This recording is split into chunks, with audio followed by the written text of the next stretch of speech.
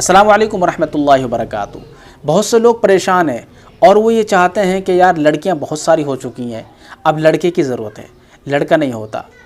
جب بھی وہ امید کرتا ہے اس کی امید فیل ہو جاتی ہے، لڑکی ہی پیدا ہو جاتی ہے۔ لیکن آج میں آپ کو یہ چھوٹا سا وظیفہ بتا رہا ہوں، چھوٹا سا، قسم خدا کی اگر آپ بالکل گوٹھا ٹیک ہے نا، کچھ نہیں جانتے، اس کو پڑھ سکتے ہو۔ میں بتاؤں گا کیسے پڑھنا ہے۔ یہ آپ پڑھیں گے تو آپ کو انشاءاللہ لڑکے کی خوشخبری سنے گی۔ اس کو پڑھنا ہے، کس ترتیب سے پڑھنا ہے وہ ترتیب میں آپ کو بتا رہا ہوں۔ جس شخص کے لڑکا نہ ہوتا ہو، ٹھیک ہے، وہ 40 دن تک 40 مرتبہ روز کیا پڑھیں گے؟ الاولو۔ کیا پڑھیں گے؟ الاولو۔ انشاءاللہ اس کی مراد پوری ہوگی۔ کیا پڑھنا ہے؟